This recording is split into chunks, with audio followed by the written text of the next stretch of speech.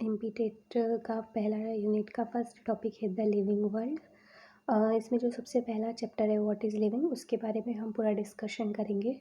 सबसे पहले बायोलॉजी एक ऐसा साइंस होता है जिसके अंदर हम जितनी भी लाइफ फॉर्म्स होती है और जितने भी लिविंग ऑर्गेनिजम्स होते हैं उनके अंदर क्या क्या लिविंग प्रोसेसेस चलती रहती है उनकी बॉडी के अंदर, वो सारा हम डिटेल से स्टडी करते हैं बायोलॉजी के अंदर। इसके अलावा जब हम लिविंग की बात करते हैं तो कुछ कैरेक्टर्स हमारे माइंड में आते हैं, जैसे कि ग्रोथ, डेवलपमेंट, रिप्रोडक्शन, मेटाबॉलिज्म और एनवायरनमेंट को सेंस करने की एबिलिटी। इसके अलावा किसी चीज़ के प्रति, किसी घटना के प्रति कुछ रिस्पॉन्स शो करना, ये सभी यूनिक फीचर होते हैं लिविंग ऑर्गेनिजम्स के। जितने भी लिविंग ऑर्गेनिजम्स होते हैं वो ग्रो करते हैं इन द सेंस कि वो अपने मास में बढ़ोतरी करते हैं और इसके अलावा उनकी जो संख्या है उनमें नंबर्स में भी बढ़ोतरी होती है। ये दोनों कंपोनेंट सिमिलर हो सकते हैं, जैसे कि कुछ होते हैं जब कुछ ऑर्गेनिजम्स जैसे कि यूनिसेलुलर ऑर्गेनिजम्स होते हैं उनके अंदर सेल डिवीजन के थ्रू वो अलग अलग पार्ट्स में डिवाइड हो जाते हैं। जैसे कि हम बात करते हैं अमीबा की, तो अमीबा एक वन सेल ऑर्गेनिजम्स है, लेकिन वो खुद ही ग्रो होकर पूरा डिवाइड होकर अब 2 नंबर में बढ़ जाता है, वो खुद एक इंडिविजुअल ऑर्गेनिजम्स में डेवलप्ड हो जाता है। यहाँ पर ग्रोथ, अगर अब रिप्रोडक्शन की हम बात करें तो दोनों सिमिलर होते हैं। जितने भी हायर एनिमल्स और प्लांट्स जितने भी होते हैं उनमें ग्रोथ और रिप्रोडक्शन जो होते हैं वो एक्सक्लूसिव इवेंट्स होते हैं। जैसे कि हम बात करें कि बॉडी मास के अंदर वेट का बढ़ना, उसे हम ग्रोथ कंसीडर कर सकते हैं। ग्रोथ जो होती है वो अंदरूनी होती है। जब पूरी लाइफ, अगर जैसे कि प्लांट्स में उनकी पूरी लाइफ वो ग्रोथ करते रहते हैं, उनमें नई नई टहनियाँ आती रहती हैं, नई नई ब्रांचेस डेवलप्ड होती है, इसे हम इनडिटर्मिनेट ग्रोथ कहते हैं या अनलिमिटेड ग्रोथ, यानी कि वो ग्रोथ जो हमेशा चलती रहती है कंटिन्यूस में। और जब ग्रोथ होती है, जब एक सर्टेन एज तक आकर रुक जाती है, जैसे कि एनिमल्स में ग्रोथ एक लिमिटेड पीरियड पर आकर रुक जाती है। डेवलपमेंट चलता रहता है लेकिन जो ग्रोथ है वो एक लिमिटेड पीरियड पे आके अटक जाती है, इसे हम डिटर्मिनेट ग्रोथ कहते हैं। ये दोनों मेन डिफरेंस होते हैं, प्लांट में इनडिटर्मिनेट ग्रोथ होती है और जो एनिमल्स होते हैं उनमें डिटर्मिनेट ग्रोथ होती है, लिमिटेड ग्रोथ होती है।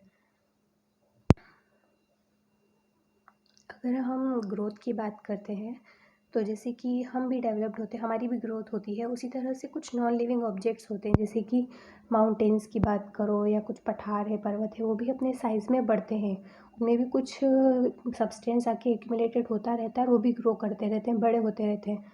इस तरह के जो नॉन लिविंग ऑब्जेक्ट्स होते हैं उनमें मटीरियल्स एक्यूमुलेट होते हैं उनकी सरफेस पर, लेकिन वो ग्रोथ नहीं कर रहे क्योंकि उनमें ये चीज़ें बाहरी रूप से हो रही है।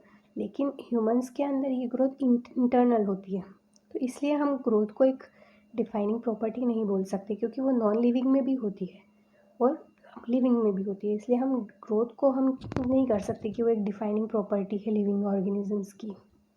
ग्रोथ के बाद जो हमारा सेकंड प्रॉपर्टी होती है लिविंग बीइंग्स की, वो है रिप्रोडक्शन। लेकिन रिप्रोडक्शन को भी हम ग्रोथ की तरह एक डिफाइनिंग कैरेक्टरिस्टिक्स नहीं बोल सकते। इसका भी एक रीज़न है, जैसे कि बहुत सारे ऑर्गेनिजम्स ऐसे होते हैं जो रिप्रोड्यूस नहीं कर सकते, जैसे कि म्यूल्स होती हैं। अगर हम बीज़ की बात करते हैं, हनी बीज़ की, तो उसके अंदर कुछ स्टेराइल वर्कर बीज़ रहती है, they are not fertile, they are sterile.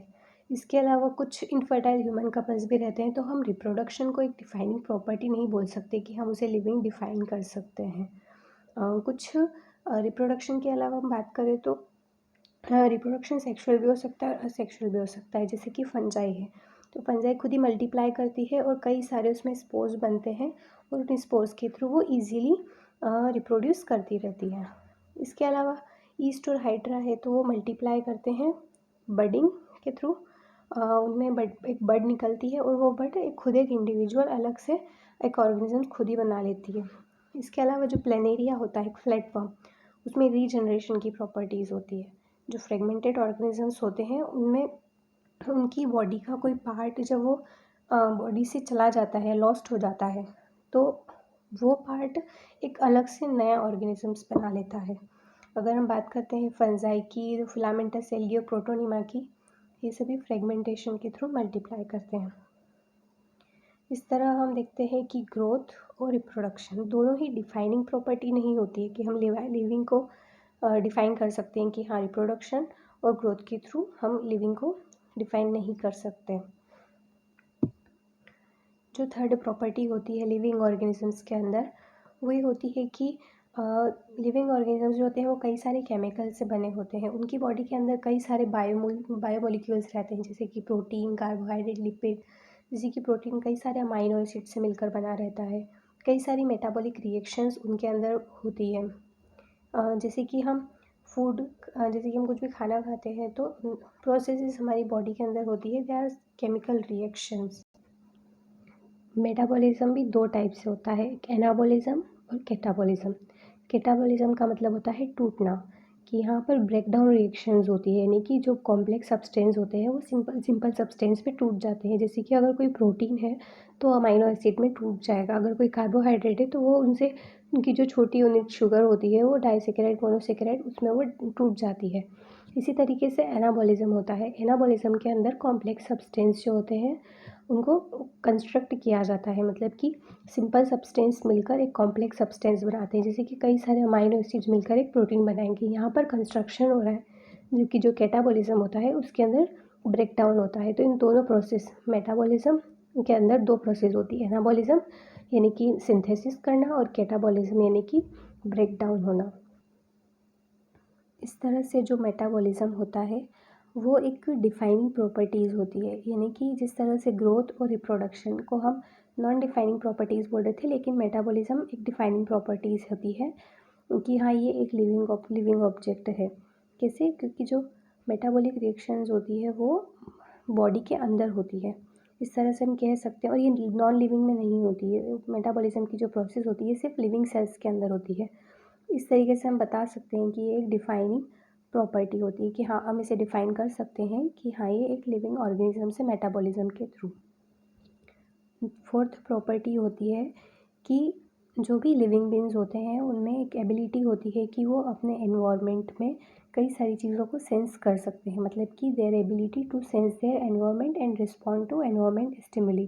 कैसा भी हो सकता है वो स्टिमुलस, या तो वो फिजिकल फॉर्म में हो सकता है, केमिकल हो सकता है, बायोलॉजिकल हो सकता है। तो हमारे आसपास कुछ भी चीज़ें हो रही है तो हम उसे सेंस कर सकते हैं। वो प्रोकैरियोट से लेकर जितने भी मोस्ट कॉम्प्लेक्स यूकैरियोट्स हैं वो चीज़ों को सेंस कर सकते हैं और एनवायरनमेंट की उन चीज़ों के प्रति रिस्पॉन्स शो करते हैं।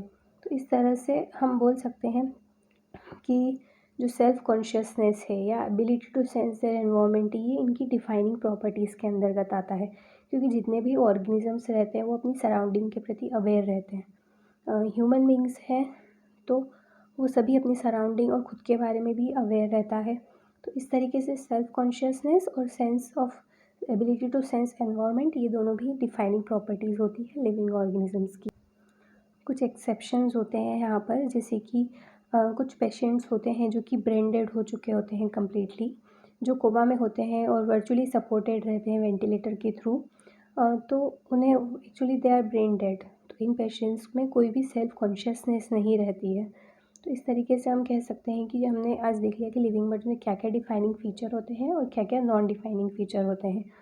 ग्रोथ, मेटाबॉलिज्म, सेल्फ कॉन्शियसनेस और इसके अलावा आता है सेंस देयर एनवायरनमेंट। ये सारी चीज़ें जो होती हैं इनकी लिविंग ऑर्गेनिजम्स की प्रॉपर्टीज़ होती हैं। सबसे जो लास्ट पॉइंट है जो एक लिविंग बीइंग को डिफाइन करता है वो होता है उनका cellular organisation of the body. ये एक डिफाइनिंग फीचर होता है। जितनी भी बॉडीज़ होती है, जो भी लिविंग बीइंग्स होते हैं, they are made up of cells. Cells से मिलकर बनी होती है। सेल्स से जितनी सारी सेल्स मिलकर टिश्यू बनाती है, ऑर्गन सिस्टम और पूरी एक बॉडी का फॉर्मेशन होता है। इस तरीके से पूरा एक सेल्यूलर ऑर्गेनाइजेशन होता है किसी लिविंग बॉडी का।